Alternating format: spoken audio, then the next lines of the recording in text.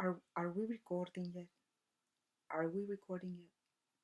Okay. Oh, okay. All right, great. Okay, so anyways, my name is Marta Bernal. I was born in 1931 and I passed away in 2001. I was the first Latina to receive a PhD in psychology in the United States, and I contributed significantly to the advancement of ethnic minority psychology. Unfortunately, I suffered from three bouts of cancer, not just one, but three, including the final one, which took my life prematurely in 2001 in Black Canyon City, Arizona. I was born in San Antonio, Texas on April 13, 1931. Shout out to all of you that are Aries out there. That's my horoscope. Aries, Aries. Anyway, I was raised in El Paso, Texas, and let me tell you, it's hot out there, so you need to put your sunscreen on and carry an umbrella or whatever it is that you need to cover yourself from the sun, trust me.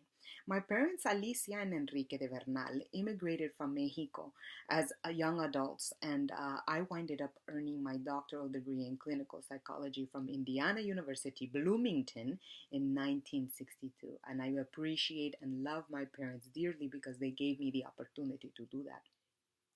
I was able to contribute significantly to the early development of two important areas in the field of psychology, and I will tell them to you right now. The first one was to bring rigors of learning theory and methods to the treatment and assessment of children with behavior problems. O sea, in other words, increasing in the use of empirically validated interventions in child treatment.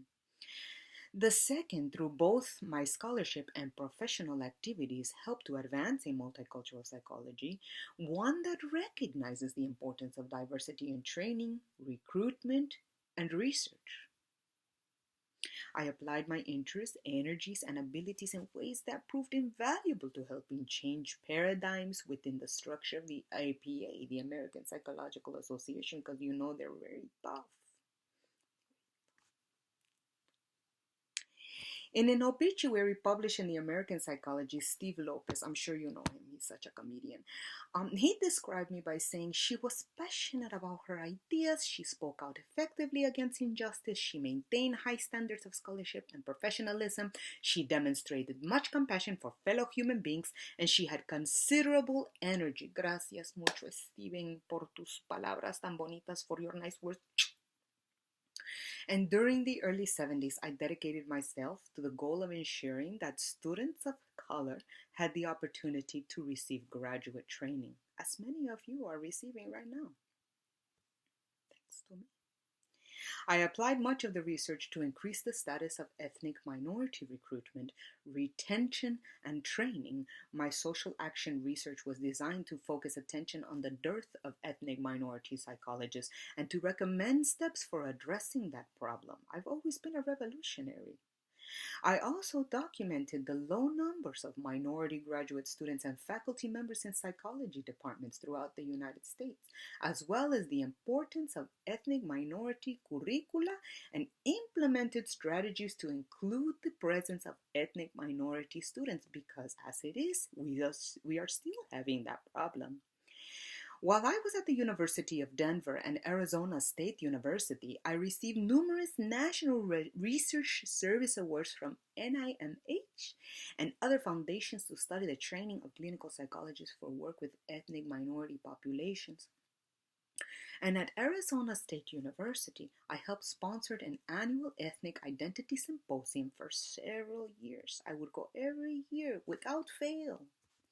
Me and my colleague George Knight, not to be confused with a Knight Rider, because I know that during that time there was this very popular show called Knight Rider.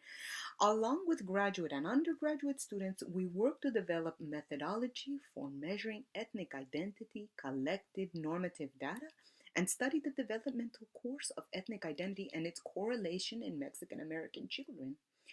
My work has been very widely published and has had tremendous impact in the field. And I was involved in drafting the Board of Ethnic Minority Affairs, BEMA, by laws and in complex process involved in establishing the BEMA. I served on the Education and Training Committee of the BEMA and also the Steering Committee Task Force, which established the association, which is now called the National Latino Latina, or Latinx as we know it now, a psychological association. This was previously called the National Hispanic Psychological Association, the NHPA, but I'm glad that they called it the Latino. They changed it to the Latino Association because it's more inclusive. Yes, I'm sure. I also served as its second president and as treasurer and was an active member of the NHPA Executive Committee from its inception through 1986. Despite some of my health problems that pretty much forced me to drop out of volunteer activities for a period of time, Señor Jesús, perdóname, sorry, Señor. I returned to social action leadership activities by serving on APA's Commission of Ethnic Minority Recruitment, Retention, and Training. Again, I know I sound like a broken record, but it's true. Um, the Commission of Ethnic Minority Recruitment, Retention, and Training, I will call SEMRAT. I served there on the board for the advancement of psychology in public interest, and when I died, I had been an active member of the SEMRAT 2 task force overseeing the implementation of SEMRAT recommendations, and I had been an active member of the lesbian and gay community of bisexual affairs. I received numerous awards, including the Distinguished Life Achievement Award from Division 45, Society for the Psychological Study of Ethnic Minority Issues, and the Hispanic Research Lifetime Award from Arizona State University, and the Kerlin Adneve Award for lifelong contributions to ethnic minority psychology. The latter award was presented at the first National Multicultural Conference and Summit, where I delivered a very poignant description of surviving as a psychologist woman of color. I attended the APA convention in 2001 despite complications from my chemotherapy, and with great difficulty to receive the highly esteemed APA Distinguished Contribution to Psychology in the Public Interest Award. I knew it was very important for many in my community to see me in that role. But unfortunately, I ended up in the San Francisco emergency room for several hours and I died a few weeks later. I demonstrated outstanding initiative and dedication to promoting the presence of ethnic minority psychologists in the profession, and I provided guidance and inspiration to a wide range and large number of psychologists of color, men and women. I had special impact, especially on Latinas and other women of color. To honor my commitment to advancing scholars of color, my friends winded up setting the Martha Bernal Scholarship Fund at Arizona State University. And so to sum this all up, I just wanted to let you know that I appreciate you listening to my life and that you don't have to go to Arizona State University if you want to send a check or a money order. Just go ahead and make it out to the ASU Foundation for Martha Bernal Scholarship Fund. Atención or attention, Dr. Jorge P. Knight, or George, Department of Psychology. And I will put the address afterwards. Okay, thank you so much for listening to my life. Muchas gracias. Los quiero mucho. Goodbye.